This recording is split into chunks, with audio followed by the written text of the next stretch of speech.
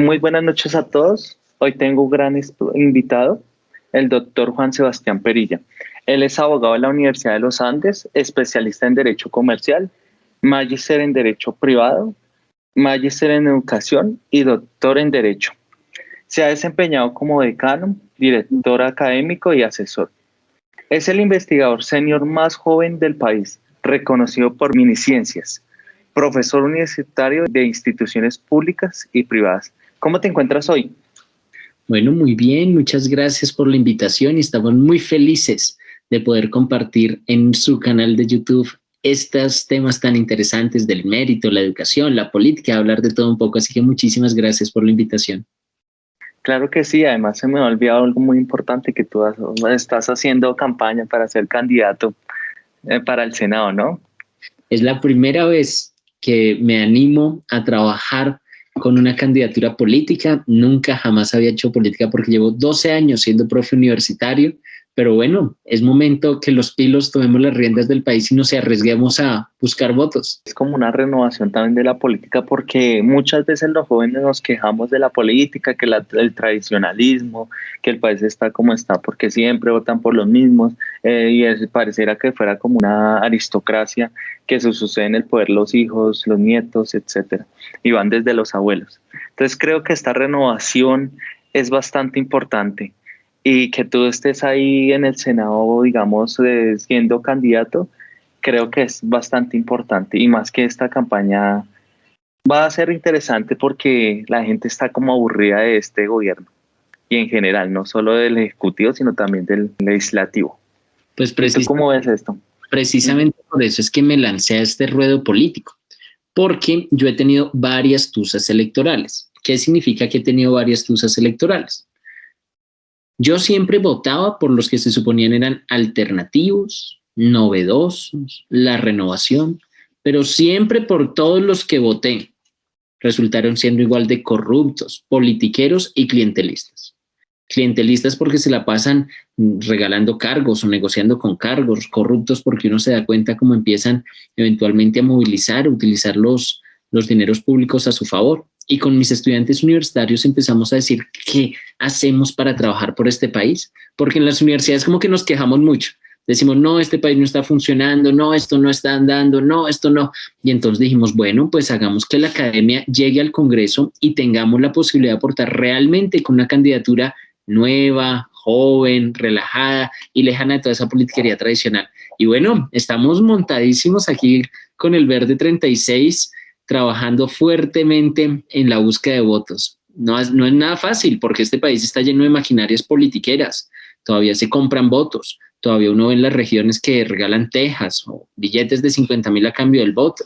Y tienen un montón de problemas de corruptos que incluso están saliendo a la luz. Pero con la fuerza del conocimiento estamos seguros nos va a ir muy bien para aportar a la transformación social de Colombia. Y además que, como tú lo dijiste, tu vocación es más por la enseñanza y el saber, ¿no? El conocimiento en sí. Más que hacer política es como cómo podemos mejorar todas estas cosas que tenemos tan en contra, por ejemplo, las desigualdades, leyes que están siempre favoreciendo a unos pocos, pero como tal, nunca hemos podido satisfacer nuestras necesidades y menos las nuevas ideologías como el cambio climático, los ambientalistas. Entonces creo que es importante entrar a ser parte de la política porque es muy fácil criticar, pero cuando uno va a hacer política entiende las dificultades que se presentan, ¿no? Y ese gran cambio, y tú lo has vivido, ¿no? Exacto. Y precisamente ese es el reto que tenemos ahorita. Llevamos muchos años siendo gobernados los mismos con las mismas. Y la gente dice, no, este sí es nuevo, este sí va a cambiar. Y resulta ser que tiene un padrino súper tradicional. ¿Y qué es la lógica de los padrinos? Por ejemplo, a mí llegó mucha gente en esta candidatura a ofrecerme plata o votos. Y me decían, vea, usted que es una candidatura nueva, novedosa, ¿qué le parece si le damos plata para financiar su campaña? O le ayudamos a buscar votos en las regiones. Y entonces cualquiera podría decir, sí, claro, bienvenido, usted sea mi padrino y me ayuda a llegar. Pero ¿eso qué significa? Que cuando uno llega al Congreso queda amarrado, empeñado Y muchos congresistas usted los ve que se las pintan de alternativos y luego entonces cuando llegan defienden unos intereses súper elitistas, súper clasistas, centrados en las ciudades, en características de normalidad particulares, y eso pues no aporta significativamente a la construcción de país, sino al beneficio de unos pocos. Por eso lo interesante de hacer campañas sin padrinos, y a veces yo digo como mi única maquinaria son mi familia, mis estudiantes y mis conocidos. Y las redes sociales, que es donde más uno puede, digamos, difundir sus ideas actualmente, ¿no? Llegar a los jóvenes muchas veces. Bueno, y hablando, dime. Eso es un gran avance tener redes sociales, porque imagínense, yo creo que por eso antes la gente no sabía por quién votar, porque como no había acceso al conocimiento, nada por el estilo, pues eventualmente terminaban votando ahí por el que le dijeran. Ahora las redes sociales le abren uno al mundo y las redes sociales han sido un avance impresionante. Vea, llegó la que ha sido durante toda la pandemia mi monitora, esta es Orly, y ella no se pierde clase.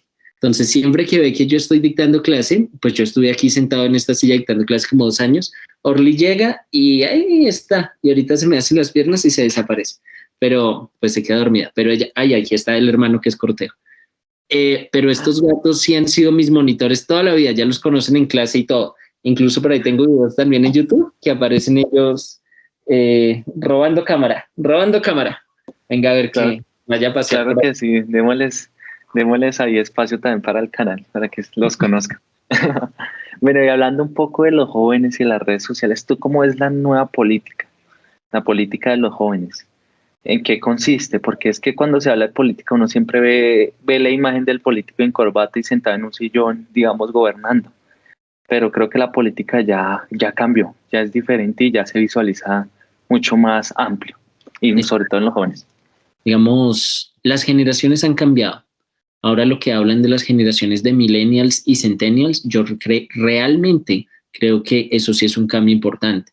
Los millennials, que somos los inmigrantes digitales, y los centennials, que son los nativos digitales, tienen una forma muy distinta de ver y de entender el mundo, no solamente la política. Buscan sentido y utilidad. La pregunta más común de las nuevas generaciones, bueno, ¿y eso para qué? Bueno, ¿y eso para qué sirve? Bueno, ¿y para qué tantas formalidades? ¿Y para qué tantos títulos y tantas cosas? Entonces, lo que uno empieza a ver es que estamos buscando una política fresca, renovadora, interesante. Por eso, nuestro lema de campaña es: cambiemos un viejo pillo por un joven pilo, porque esos viejitos que se la pasan por ahí durmiendo en el Congreso y ganan el salario de nuestros impuestos, esos viejitos que están incluso pagando cárcel por comprar votos y todos esos escándalos que hay, pues están cambiados.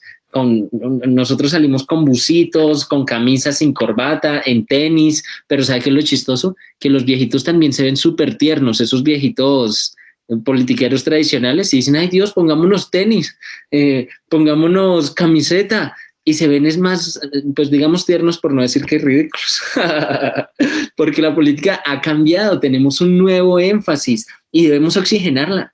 Los jóvenes nos hemos formado mucho. Uno ve, por ejemplo, el perfil académico de los que están en el Congreso hoy, y usted no ve doctores por regla general, usted no ve magíster, usted no ve especialistas, pero usted sí ve muchos jóvenes que tienen título profesional, técnico o tecnológico, tienen especialización, tienen 1 o 2 maestrías, tienen doctorados incluso, ¿y qué hacen? Intentar pasar hojas de vida por aplicativos virtuales o en las oficinas donde van, porque no tienen oportunidades reales. La política tiene que asegurar que nosotros demos oportunidades reales a los jóvenes, que no sean solamente esos viejitos pillos los que juegan con los cargos, que se pongan ahí a fregar y a manipular a las entidades públicas a su antojo y que las usen como caja menor. No, los jóvenes estamos muy preparados, académicamente preparados. Hemos dado gran parte de nuestra posibilidad y ahí es donde nosotros tenemos que trabajar fuertemente por transformar el asunto. Claro, sin olvidar también que algunos hemos sido preparados porque hemos sido afortunados,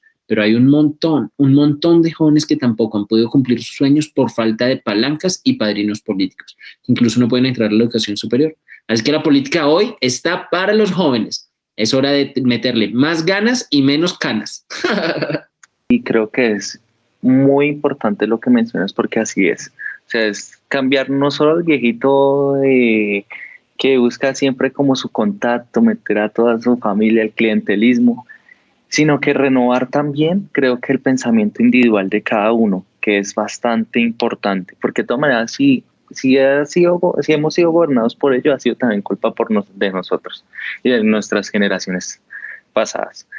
Y creo que es importante esto que tú mencionas también del empleo a los jóvenes, que sí, por ejemplo, había un comentario ahí en Facebook que decía, si no hubiese estudiado 2 maestrías, Anta no estuviera desempleada y tuviera un apartamento, decía la muchacha, con todo lo que gasté en estudios. Y creo que es algo importante porque uno puede tener muchos estudios, me ha pasado a mí incluso, que uno busca trabajo y dice, no, ya tiene mucha experiencia, no, es que ofrecen salarios muy bajos y además bajos y no le dan el empleo a uno.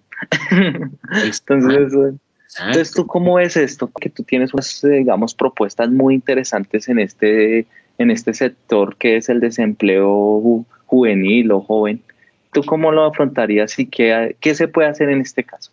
La respuesta es el mérito, pero el mérito real, no el mérito politiquero que se inventan a ratos. ¿Pero por qué? Porque la Constitución y la ley exigen que los cargos del Estado colombiano sean nombrados por concurso de mérito.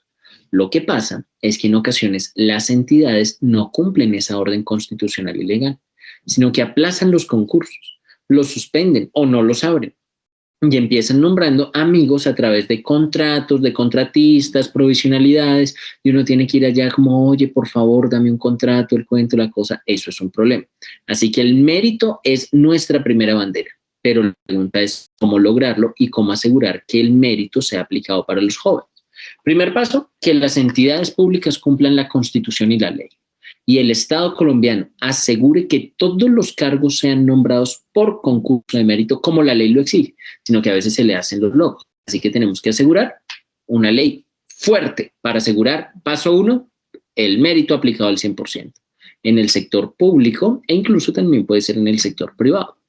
Paso 2, ahora, ¿cómo hacemos el concurso de méritos? Si el Estado abre un concurso de méritos, tenemos que hacer un mérito segmentado, que sería un avance bastante interesante. ¿Qué significa eso? Por edades.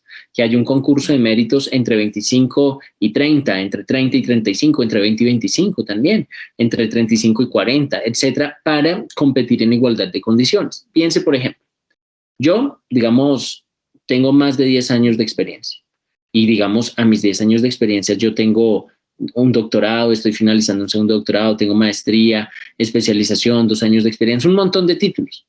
Si a mí me ponen a competir con un estudiante recién egresado o con un profesional recién egresado, yo le gano por el simple hecho de que tengo más edad.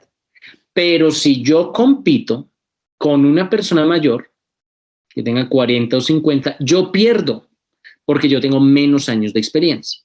Así que lo que nosotros necesitamos es asegurar un concurso de mérito segmentado, donde los de 20 con los de 25 concursen, los de 25 a 30 concursen, los de 30 a 35 concursen. Porque eso sí es promover el empleo joven. Eso sí obliga a que los jóvenes tengan oportunidades reales y no unas oportunidades ficticias en las cuales no hay oportunidades. Porque usted le dicen, compita, pero nosotros los jóvenes no podemos competir en igualdad de condiciones con otro. La segmentación del mérito la saca del Estado. Así que paso 1, obligar a las entidades a cumplir la Constitución y la ley. Y paso 2, hagamos un mérito segmentado por edades y competimos iguales entre iguales para tener oportunidades reales, sobre todo para los jóvenes. Porque así como usted, a mí me dicen que estoy sobrecalificado. Entonces me dicen, no le podemos dar trabajo a un doctor, un magíster, especialista y abogado.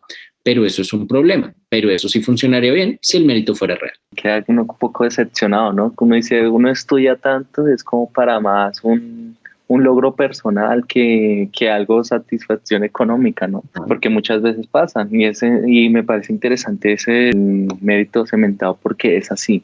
O sea, si uno empieza a competir, por ejemplo, a mi edad, 25 años, y a veces se encuentra uno gente con 2 maestrías, como en su caso con un doctorado, pues, o incluso con mucho más experiencia.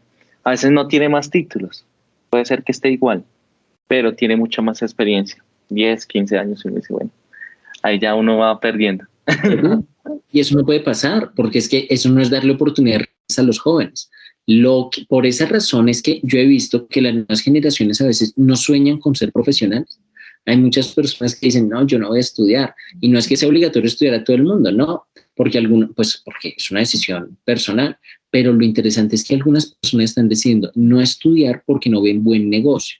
Eso en negocio, imagínense, ¿cuánto vale una carrera en una universidad privada? O sea, terrible. Se endeudan con bancos, se endeudan con el ICETEX, que es una catástrofe.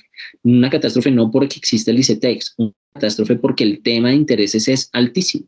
Digamos, se endeudan todo aquí y allá, y algunos dicen, pues yo con eso compro un apartamento, lo arriendo y tengo una renta permanente a futuro y gano más y gasto menos y me estreso menos. Y ahí es donde nosotros hemos visto una desmotivación muy fuerte por la cualificación, porque es que la sociedad no nos está permitiendo hacerlo. Y entonces la educación es el motor de la transformación social. Entonces necesitamos fortalecerla y volver la confianza. Pero ¿cómo se devuelve la confianza? Con que usted tenga empleo. Es que en este país no hay trabajo. No hay trabajo. Y si hay trabajo está muy mal pago y en cosas que uno no está preparado para hacer. Uno ve abogados haciendo temas cero de derecho. Uno ve ingenieros trabajando en lo que, porque no hay que hacer. Uno ve arquitectos desarrollando actividades asistenciales, y no es que sean malas, no es que asistencial, no es falta, pero es que no están formados para eso. No están formados, y ese es el trabajo que debemos asumir como país, y es una de las banderas y los sueños que tenemos. Pero es un temota, ¿no? Es un temota, porque, o sea, ¿usted cree que los congresistas van a decir, ay, sí, quitémonos la caja menor? Porque ¿cómo es que funciona el tema con congresistas?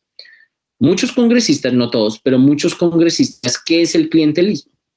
El clientelismo es, bueno, yo te nombro a ti como jefe de una entidad, pero a cambio del voto tú me regalas unos cargos. Eso es el clientelismo y la mermelada.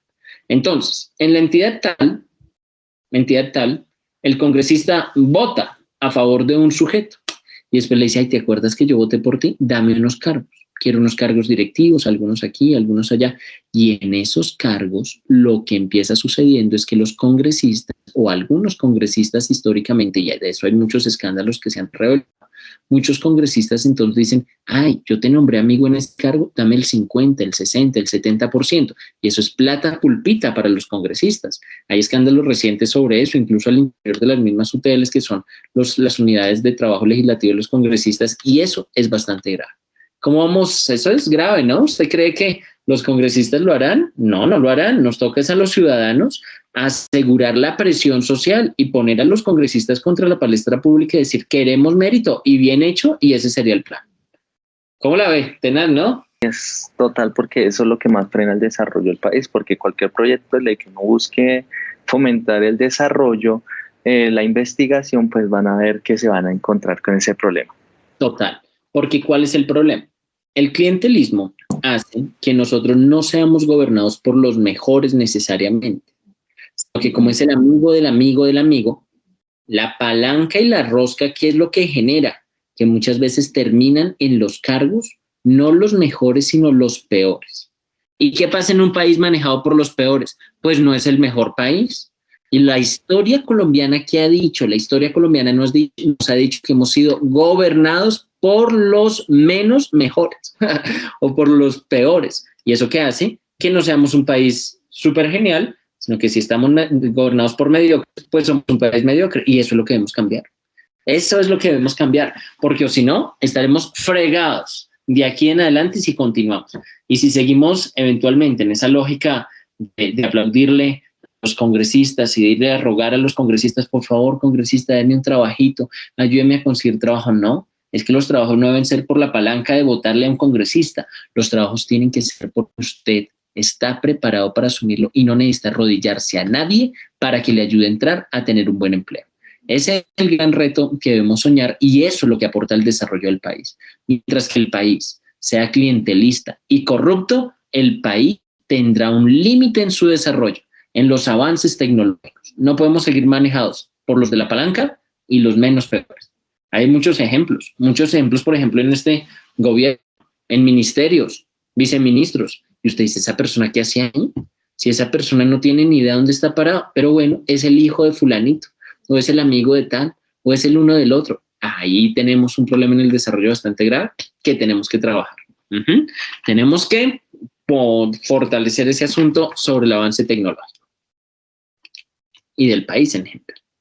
O sea, mirar ese tema del clientelismo es bastante importante y romperlo creo que sería uno de los factores más importantes para Colombia. Incluso acabaría un poco la corrupción. No sé qué tanto, pero por lo menos lograría frenar este tema que es el clientelismo no solo es compuesto, sino también con muchos contratos, ¿no? Que se Es dan en las empresas y todo eso. exactamente, porque estamos hablando por ahora de puestos de personal naturales, pero póngase a pensar los escándalos que están saliendo. Es que yo le voy a poner un ejemplo sencillo. Un congresista al año gana alrededor de 400 millones, un poquito más, un poquito menos, un poquito más, pero póngale 400 millones al año. Y note que los topes para financiar las campañas políticas en 3 meses, los topes son de casi 1.000 millones de pesos. O sea que un congresista puede financiarse y gastar en la campaña política hasta 1.000 millones, pero al año solamente gasta 400 o gana 400. ¿Eso qué sugiere? Que muchos de los que se ganan los 1.000 millones llegan a robar, porque el salario no les alcanza para recuperar la inversión, la reposición de votos tampoco. Y el mismo sistema lo que hace es decir, bueno, ahora invertí, ¿y de dónde saqué esa plata? No, pues me la dio fulano y sultano. Ayudémosle a este fulano y sultano para que se gane una licitación. Entonces le doy una licitación de 15.000, 20.000 o 77.000 millones de las Mintic.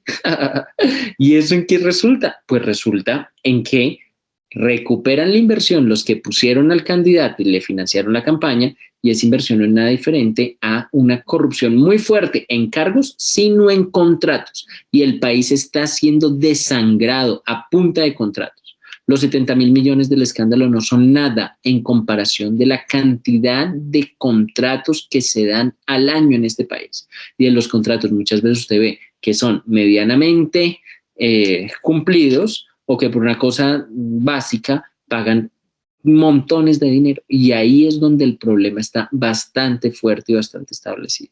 Le voy a dar un ejemplo, por ejemplo. ¿Cuáles son los problemas de la contratación estatal? Se supone que cuando una entidad va a adelantar un proceso de contratación estatal, tiene que hacer un estudio del mercado. Entonces, en el estudio del mercado pide cotizaciones a diferentes posibles proponentes. Entonces, les pide cotización a uno, a otro, a otro, a otro, a otro, y a partir de un promedio de las cotizaciones, fija los precios que va a establecer. ¿Qué tiende a suceder? Cuando envían las cotizaciones a los particulares, que, pues, para que puedan eventualmente licitar, esos particulares inflan los valores de la cotización y quedan altísimos. Cuando usted hace el promedio en los estudios previos y en la viabilidad financiera, entonces dice, no, pues el mercado nos dice más o menos esto, hago un promedio y el valor que termina pagando el Estado por los temas son altísimos por un problema que se hace desde los estudios previos. Necesitamos hacer una reforma fundamental a la contratación pública, una reforma fundamental para establecer pliegos tipo, o sea, condiciones generales para todos, y no que terminemos en una especulación y se terminen pagando, yo qué sé, un lápiz a 5.000 o 10.000 pesos y eventualmente un cuaderno a 20.000, porque esa fue la cotización. Y ahí es donde se empiezan a desangrar las cosas. Luego la Contraloría o los entes de control llegan y dicen, bueno, entidad, ¿y usted cómo por qué está pagando el lápiz a 5.000? Y dicen, no, pues no ve que los estudios previos sugirieron eso. Y cuando los estudios previos sugieren eso, dice, ah, pero fue las cotizaciones, sí, pero usted sabe que un lápiz de lejos no vale eso. Y ahí es donde empiezan a robarse y a desangrar el Estado. O sea, ¿pero qué le puedo apostar yo? ¿Usted cree que en el Congreso están muy emocionados de cambiar esto? No. ¿Y usted cree eventualmente que algunos congresistas tienen idea de cómo funciona la contratación pública? Tampoco. A algunos congresistas solo les interesa como, dele el contrato a este fulano y que eventualmente ahí me devuelve la plata de la financiación de la campaña, o eventualmente le cobro un porcentaje por ayudarlo. Y esa es la corrupción que desangra el Estado. La desangra y nos fregan impuestos. O sea, buscan recuperar lo que se ha perdido a punta de impuestos. Y ese es un tema también importante que debemos mirar porque, por ejemplo, al emprendedor, digámoslo así, a las nuevas generaciones de empresarios que están creciendo, que dicen, bueno, no conseguí empleo o por convicción personal voy a montar un negocio, una empresa, voy a generar empleo, se le desangra de una, o sea, desde que empieza el primer año empieza, bueno, excepto que sea con las nuevas, con las SAS, que son 5 años que le dan paulatinamente, es muy bueno, pero a partir de esos 5 años empieza el IVA, lo que es la retención de la fuente, lo que es el impuesto anual, ¿cómo es que se llama este? El de la renta. Y eso ya uno se lo come los impuestos. A mí me ha pasado en la empresa. Exacto. Yo he intentado emprender varias veces, y incluso una empresa de refrigerios, una empresa de una asociación de pedagogía del derecho, alguna vez hablé, o sea, he intentado emprender varias veces, pero usted sabe, a uno se lo comen los impuestos por ni siquiera hacer nada. Con el hecho de que usted intente arrancar, ya le empiezan a cobrar y lo empiezan a desangrar. Puede que tenga ahí un localcito chiquitico y no tenga ni siquiera un letrero, pero ya paga impuesto de avisos y tableros. Y a usted lo empiezan a desangrar, a desangrar. Es fuertísimo. Y hay una falta realmente de implementación hacia el emprendimiento. ¿Y sabe qué es lo que más rabia me da? O por lo menos indignación, no rabia. Que hay muchos candidatos que han tomado la bandera del emprendimiento. Y usted termina viendo y no presentaron un solo proyecto de ley para mejorar, sino que seguimos inmersos en ese tipo de situaciones y eso no da realmente oportunidades reales de mejorar. No las da porque tenemos que asegurar modelos rigurosos e inclusivos para que los emprendedores puedan cumplir sus sueños y aportar a la sociedad, aportar realmente al contexto colombiano. Efectivamente, o sea, terminan es como garantizándoles el monopolio a las grandes empresas y demás. Incluso esas grandes empresas también terminan desagradas muchas veces pagando tanto impuestos. Por ejemplo, sí, uno mira lo absurdo que puede pagar una empresa como Coca-Cola, lo que paga aquí en impuestos, y por eso muchas veces ya la inversión a otros países, porque dice yo todo lo que pago aquí como, porque ellos sí no son innovadores ni emprendedores, sino ellos son una multinacional, pero por eso mismo tienen esa oportunidad, dice, bueno, pues Colombia cobra mucho, me voy para Ecuador, Ecuador cobra mucho, me voy para México, y expando allá mi negocio, y solo distribuyo en Colombia, ya no tengo una fábrica como tal. Y eso que el empleo en Colombia es muy bajo. Imagínense si además tuviéramos unos salarios altos. Entonces, todo eso hay que verlo, ¿no? Exactamente. Pero ahí hay un error, no en lo que Ujú. usted dice, sino en las decisiones del gobierno o del Estado en general, porque dicen, ay no, para que no se vaya la inversión extranjera, bajémosle los impuestos. Y entonces, no sé, el ejemplo que usted pone de Coca-Cola o Avianca, en la pandemia nos dimos cuenta que Avianca resultó no ser colombiana, sino por Avia panameña y tiene sede en Salvador y bueno, una cantidad de cosas. Uno dice, pero ¿qué significa? Pues es que la gente eventualmente dice, ay, bajémosle los impuestos a las empresas para que no se vayan. Pero entonces, ¿dónde terminan pagando? Pues la clase media. La clase media es la que termina fregada pagando un montón de impuestos y yo no sé, pero ayer fui a comprar una cosa para el desayuno en una tienda de bajo costo que se han puesto muy populares y compré unos huevos, unas arepas, un queso, un jamón, bueno, lo que sea. Y yo dije, ¿y esto a qué horas costó todo esto? Digamos, el encarecimiento de la vida es muy fuerte, lo termina pagando la clase media, consumidora, media baja, media alta, lo terminamos asumiendo nosotros y al final lo que termina haciendo es que se sigue perdiendo el dinero.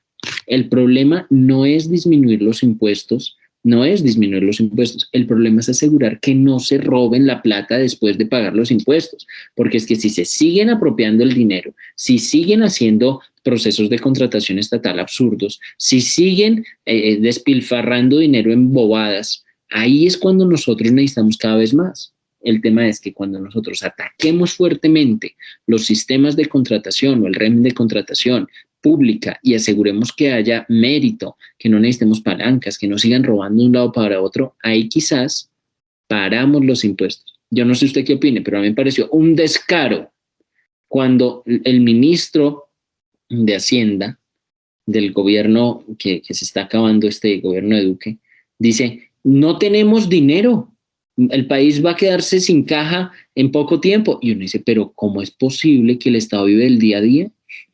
O sea, ¿qué es esto? Del día a día vive uno, porque el día a día vive uno que gana ahí de a poquitos. A los profesores universitarios, por ejemplo, nos pagan por hora dictada. Por hora dictada. A nosotros nos van pagando y uno va sumando de a poquitos va sumando aquí y allá, por hora dictada.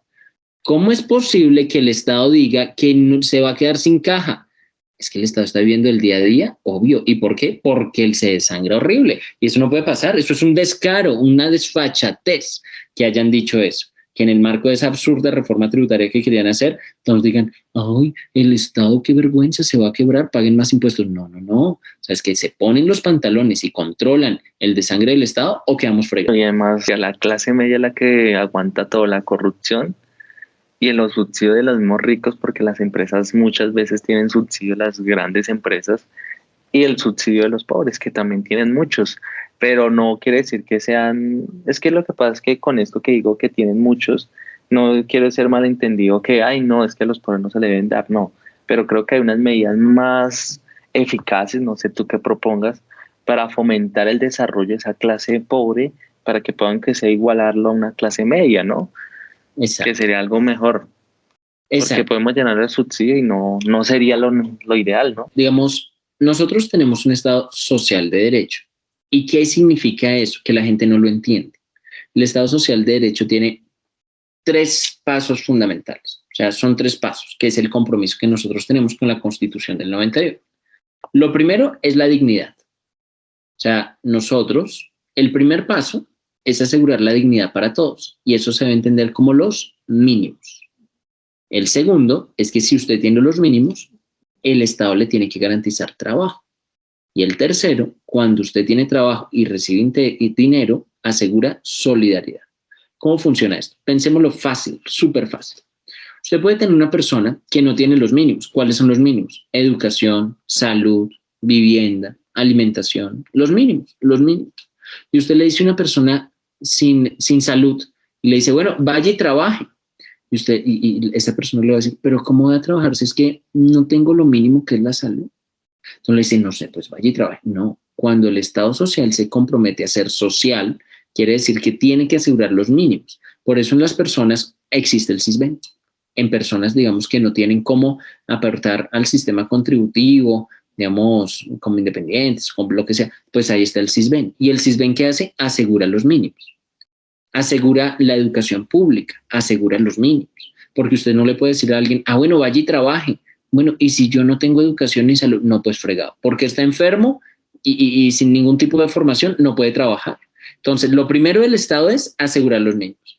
Pero, ¿qué es lo importante del Estado? Que una vez que asegura los mínimos, el Estado tiene que generar trabajo, porque el trabajo asegura que se lleguen a los máximos. Ese es el Estado de Derecho que nosotros tenemos. Nuestro Estado social de derecho no tiene límites en los máximos. Si usted trabaja y va ahorrando y va organizando, invirtiendo, etcétera, pues llega a los máximos. El problema de este país, ¿cuál es? Que es que no hay trabajo para todo el mundo. Pero bueno, ¿cómo es el diseño? Garantizamos los mínimos que se llaman dignidad humana y después trabajamos y a medida que vamos trabajando, adquirimos más y mejoramos nuestra vida. Y como ya tenemos más, vamos a ser solidarios o a pagar impuestos para la inversión de ¿qué? De los mínimos de otras personas. Así que, ¿qué tenemos? Es un diseño increíble. Garanticemos los mínimos de los que los necesitan. Cuando ya tienen los mínimos, aseguremos trabajo para que lleguen a los máximos. Y a medida que lleguen a los máximos, que paguen impuestos para ayudarle a las otras personas que necesitan los mínimos. Es un diseño teóricamente perfecto. ¿Cuál es el problema de este país? Que los mínimos no se garantizan. Porque usted ve, por ejemplo, el plan de alimentación escolar en los colegios y resulta ser que a los niños les dan ahí cualquier cosa y el Estado sí está pagando un montón. No, los mínimos tienen que garantizarse porque no se garantizan. Luego, algunos que tenemos los mínimos, vamos a buscar trabajo, que era lo que hablábamos, y el Estado no genera trabajo. No hay trabajo, no hay políticas de empleo. Entonces, si no hay políticas de empleo, tenemos los mínimos, pero nos quedamos en los mínimos porque no podemos avanzar. Y los poquitos que avanzan y trabajan y pagan impuestos y son solidarios, pero esa plata nunca se vuelve a los mínimos. Y ese es el problema. Si nosotros entendiéramos el Estado social no es un cuento de izquierda o de derecha, de arriba, abajo, de adelante, del frente, no, eso es una bobada. La izquierda y la derecha es una ridiculez histórica que si quiero ahorita se la explico, pero eso es una ridiculez histórica. Eso es un compromiso del Estado social. Garantice los mínimos, asegure trabajo y cuando usted llegue a los máximos, sea solidario.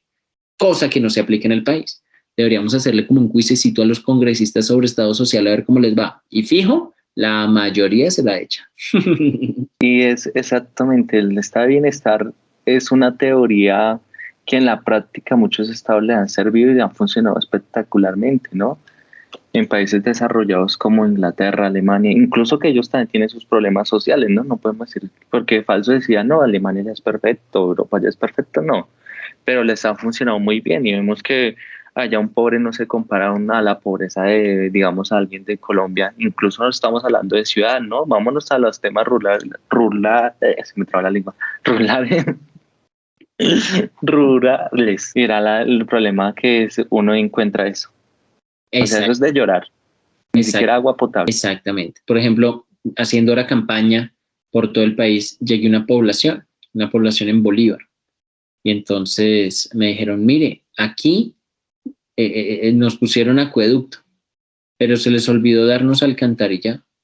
Y vamos al baño, bajamos la cisterna y nos queda todo en la puerta. Eso no es posible, eso no es posible. Esa misma población dijo, aquí hemos pedido un montón una escuela y no, nos tocó ahorrar y ahorrar y ahorrar y ahorrar y a punta de ahorro, dizque, imagínense, conseguimos 100 millones y con esos 100 millones construimos la escuelita, nosotros, decían ellos.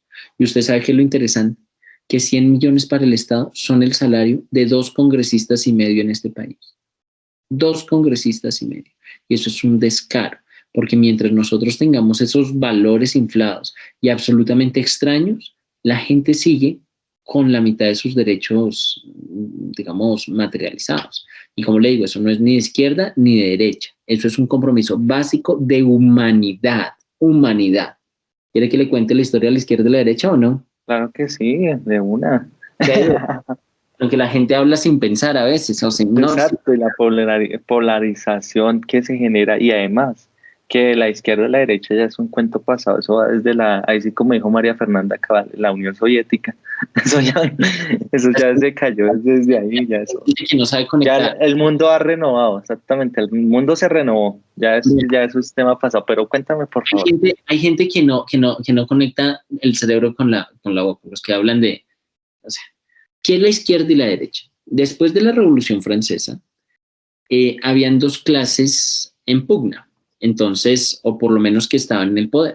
Estaban por una parte los aristócratas, que eran los que heredaban el poder por, digamos, de generación en generación, que son los que se denominan de sangre azul. Voy a coger aquí un marcador, un marcadorcito azul.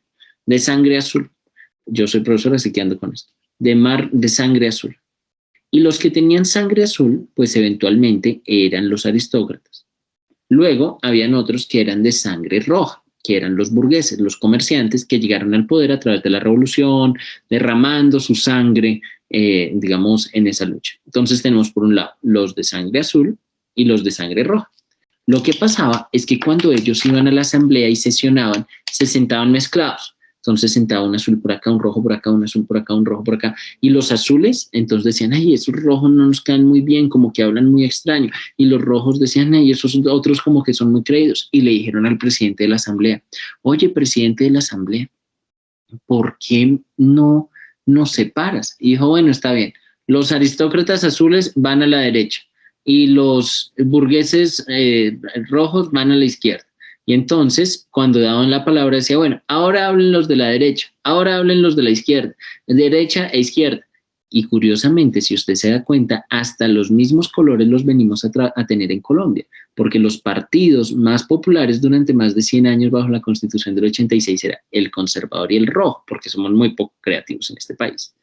Pero lo interesante que la gente no se da cuenta es que tanto la derecha, que eran los aristócratas, en este país eran los godos o conservadores, y la izquierda, que eran los burgueses, que en este país eran los cachiporros o los liberales, los dos son de élite. Es que realmente nadie se preocupa por la clase media y baja, sino que ellos son de élite, los de la élite aristocrática y los de la élite burguesa. Dígame, es un debate histórico que es muy valioso, pero eso no tiene nada que ver con el contexto actual. La izquierda y la derecha es un debate extraño que en este país existió, pero pues que si seguimos hablando de eso es como volvernos al siglo XIV, pues perdón, como al siglo XVII, XVIII, XIX y tiempo atrás. Así que bueno, ¿qué le parece? ¿No le parece que a veces la gente habla como sin conectar la cabeza con la lengua? Sí, claro, y además en esto también tiene mucha culpa los medios de comunicación y la divulgación de las ideas. Entonces ya no le importa la idea, sino atacarlo. Ah, eso es de izquierda, ah, eso es de derecha. Uy, eso usted acaba de darle en el punto, porque ¿cuál es el secreto de los aristócratas y los burgueses?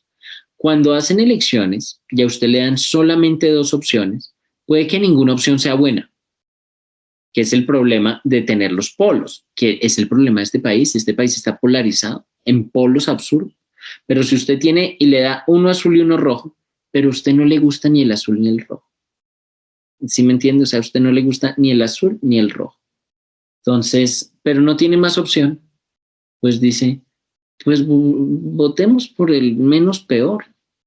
Y entonces dice, a mí el rojo como que me parece menos peor, o a mí el azul como me parece menos peor. Y lo que pasa es que nuestros presidentes no han sido en general los mejores, sino que ese bipartidismo y esas segundas vueltas entre dos nos llevan a votar es por el menos peor. Y nuestros gobernantes han sido los menos peores y no los mejores.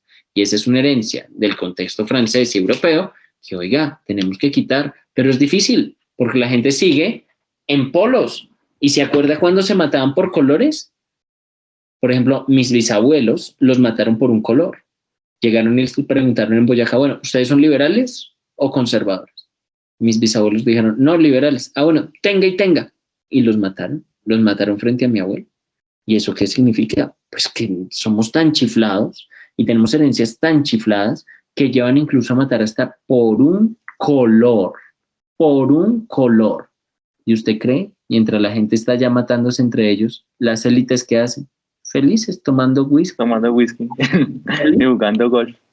Así es, felices. Se dirán, ¿para que ya se mataron todos?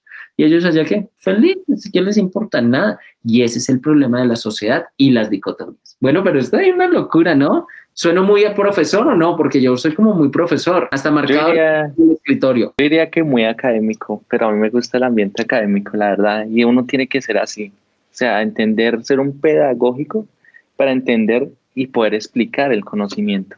Porque uno puede ser muy inteligente, lo que me pasa a mí. O sea, no quiero decir que sea el gran intelectual, pero o sea, leo mucho, tengo mucha información, pero a la hora de plasmarla y comunicarla, a veces se me complica un poco. Entonces creo que es muy bueno como tú lo explicas porque entiende uno muy fácilmente, transmite muy bien el conocimiento. Se te nota la experiencia, así como dicen. Los 12 años enseñando, que no son tantos, pero son tiempo, ¿cierto? Un año, pues lo general piden un año de experiencia, entonces uno ya, con que tenga un año ya, imagínate, 2 años, 3 años, entonces 13 años ya es de peso. Pero vea, digamos, enseñar es una pasión muy increíble y uno debería ser así, sencillo. La vida está hecha de cosas simples. A veces cuando la gente se pone a fregar mucho y a complicarse mucho, es como no, la vida está hecha de cosas simples y entre más simple pueda ser, más fácil le entienden y la vida se vuelve más divertida. Pero a veces se meten unas locuras así súper extrañas que terminan los politiqueros engañando, confundiendo, haciendo una cosa y la otra y, digamos, estancando el país. Yo tengo un sueño y yo tengo un sueño quizás ahorita mismo de trabajar por que todos podamos cumplir nuestros sueños. No es fácil, no es fácil, por la politiquería, la corrupción, el clientelismo, pero si nosotros nos damos la oportunidad de cambiar a esos pillos por los pilos, ahí quizás tendríamos una esperanza y una luz para un futuro más genial y que uno se gradúe y tenga confianza que va a poder ejercer lo que quiere, que uno tenga acceso a una educación real y de calidad, que uno no tenga que perder un montón de dinero absurdo y empeñarse para poder sacar un título. No, que nosotros tengamos oportunidades reales. Y cuando tenemos oportunidades reales, que nos salgamos de las dicotomías absurdas, que dejemos de votar por los menos peores y aseguremos que los pilos formados, esos estudiantes brillantes, esa gente brillante, hecha pulso, que hemos salido de de los retos más grandes que nuestros, por ejemplo, que mi abuela fue empleada del servicio, trabajó en servicios generales, mi abuelo fue obrero y que hoy yo pueda soñar tan joven después de eso en ser senador, es porque es hora que los jóvenes tomemos las riendas del país y aseguremos con toda cumplir nuestros sueños y nuestras dinámicas. Eso sí, hay mucho de qué hablar. Y el profesor se me sale siempre. Pero profesor o no, vamos a llegar. Y ahí sí, como dicen en las puertas de todas las universidades, quiero que mi profesor sea senador. Con el verde, ahí está, el verde 36. Encantado de hablar contigo y de plasmar tus ideas, porque es importante dar a conocer todos estos temas, porque como lo hemos dicho, el saber es el poder. ¿Por qué? Porque cuando uno conoce puede tomar decisiones, pero cuando uno toma decisiones sin saber es como estar con la luz apagada bajando unas escaleras. Y es lo que le ha pasado muchas veces a este país.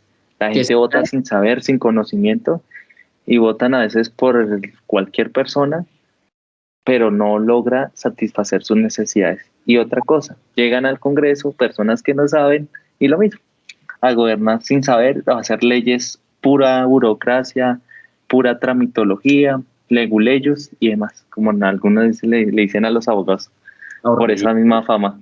horrible. Vea quién llegó, le vamos a presentar aquí. Llegó a saludar, ahí al lado del gato. Espéreme, a ver, le presento. Venga, nene. Mire quién llegó acá. Es el jefe de campaña, se viste igual que el papá, mírelo, de verde ahí haciendo campaña. Este nene lo encontré hace poco por ahí en la calle y mírelo, es una belleza y está abandonadito en la calle y él llega a ver qué es lo que pasa y el gato lo huele ahí tranquilo y ya son amiguitos.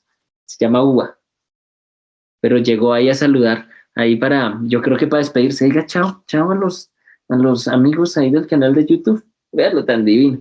Ahí está el contento, dejémoslo ahí que esté abajito, con tranquilidad. Pero esto aquí todos son monitores, vienen y chismosean a ver qué hace el papá, y el papá queda dictando clase aquí desde su estudio Y divulgar ideas. y soñando con ser senador, o por lo menos con aportar a que en este país podamos cumplir nuestros sueños sin padrinos ni palancas de ningún tipo. Es hora de la transformación social y esa transformación social se da con la renovación y la renovación de todos esos viejitos pillos por los pilos que nos hemos formado durante toda la vida para servirle al país. Exacto. Muchas gracias. No, y que queremos este país y lo queremos ver grande, lo queremos ver un país que se sienta orgulloso, así como decía Luis Carlos Galán, que me parece un discurso bastante importante, que decía, para que se sientan orgullosos, para que no les dé vergüenza mostrar el pasaporte de su patria colombiana. Es de mi país grande, y no más vergüenza, no más, pero creo que eso empieza desde uno. Y como reflexión final, pues yo creo que sería apostarle a eso, al conocimiento, a que los jóvenes lleguen con sus doctorados y tengan institutos para sus estudios, para generar nuevo conocimiento. Por ejemplo, aquí hay mucha gente que se va a doctorar, muchos médicos sobre el tema del cáncer, y aquí no hay institutos de cáncer, digamos, un instituto importante de investigación, pero hay muchos cerebros fugaces que he visto en Londres, en New York, en el tema este donde está Rodolfo Ginas, en la Facultad de Medicina en la Universidad de New York. Creo que es bastante importante e interesante ver todo eso. Y como reflexión final, no sé qué más nos quieras decir, como los ítems de tus campañas y qué quieres hacer para aportar, así como rápido, un conteo, así como uno, dos, tres, esto es lo que quieres. Oh, muchísimas gracias. Las titulaciones son importantes eh, para algunas personas. Lo importante es que podamos cumplir nuestros sueños y no hacer lo que nos toca, sino lo que queremos, que ese es el problema. Debemos trabajar para cumplir nuestros sueños, lo que queremos, lo que anhelamos y no lo que nos tocó, porque ese es el problema del país. Y para eso me he formado. Y por eso es que nuestras propuestas al Senado giran en torno a 3 puntos fundamentales. El verde 36 que propone, primero, acceso a la educación con más cupos y menos costos. Acceso a la educación. Eso va a exigir también revisar los intereses del ICETEX. Segundo, que cuando nos graduemos aseguremos mérito para el país. Mérito para todos los cargos y ojalá un mérito segmentado que nos permita competir iguales entre iguales. Y con educación, mérito, lo último que tenemos que hacer es aportar significativamente a que el Estado cumpla su deber. No más pillos robando, no más pillos encarcelados, no más gente ahí manipulando los contratos, no más robo ni corrupción. Cambiemos a los viejos pillos por los jóvenes pilos que estamos ansiosos por aportar el país y queremos dar todo nuestro potencial, no por un interés personal, no, sino que queremos dar nuestro potencial por la materialización real de las exigencias que Colombia tiene años atrás y que debemos asumir esa deuda histórica como nuestra, para que cumplamos nuestros sueños sin padrinos ni palancas de ningún tipo. Muchas gracias de verdad, muchas gracias por este espacio. Bienvenidos todos a votar el próximo 13 de marzo por el Verde 36. Y bueno, ahí nos quedamos conectados en redes. En mi canal de YouTube también ven clases de Derecho. Bueno, muchas gracias por participar. Entonces, todos invitados a votar por ti. Ahí para que te vayan conociendo. En redes sociales. No sé si quieras también divulgar tu Twitter, tus redes sociales, donde te encuentran. Aparte de tu canal. Mis redes sociales son todas iguales. Facebook, Instagram, Twitter y TikTok. Juan S. Perilla. Juan S. Perilla. Juan S. de Sebastián Perilla. Y en todas partes me encuentran igual. Y generalmente aparezco así. Perfecto. Listo, Pues, muchas gracias. Gracias. Un placer hablar contigo. No, muchas gracias y quedamos súper conectados.